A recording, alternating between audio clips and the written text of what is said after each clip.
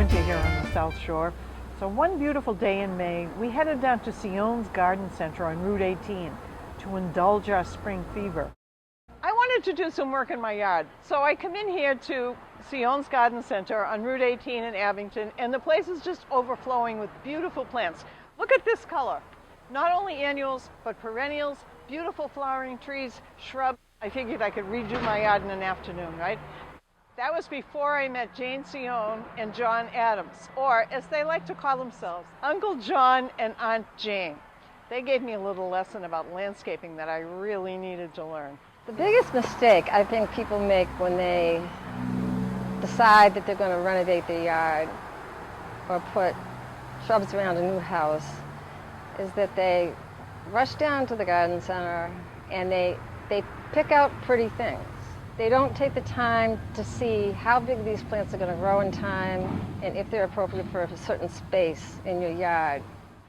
Seoane's is huge. 8 acres of plants, thousands of possibilities. It's easy to get overwhelmed. Maybe I did need some help.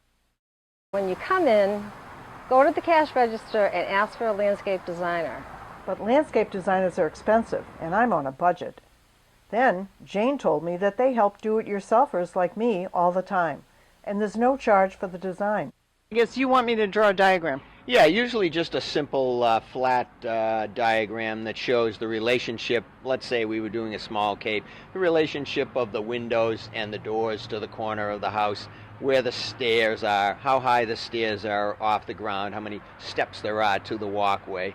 And, once we have the whole area sort of quantified with dimensions, then we'll know scale, and then we can choose the plants accordingly that will fit in there. This is a plan that basically we've drawn up from information, as Jane alluded to earlier, that the customer supplied us with dimensions of the house and a picture.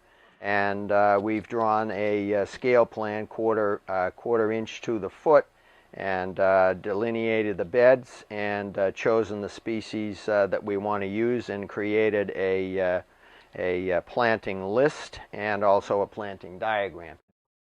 Small weeping dogwood about 8 feet high. That'll be gorgeous. And at the door, which is a really important aspect of this design, is this Tamukiyama Japanese cutleaf maple, which is very spectacular, lots of great architectural branching, especially in the wintertime when we can actually see the brickwork of that home. John has selected one of my favorite plants to put underneath the windows in the property. This is called the Japanese Andromeda, and it is spectacular all year round. This time of year, the new leaves on the top of the Andromeda turn bright red, and they look like flowers. On top of that, they do have flowers. They've got a lily of the valley type flower, and I've actually cut these and brought them into the house for flower arrangements. This can also be controlled by pruning, and it's just a great plant, sun or shade.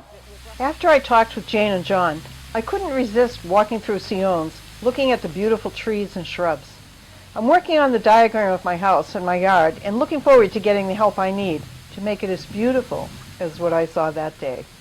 You can visit them online at SeoaneLandscape.com.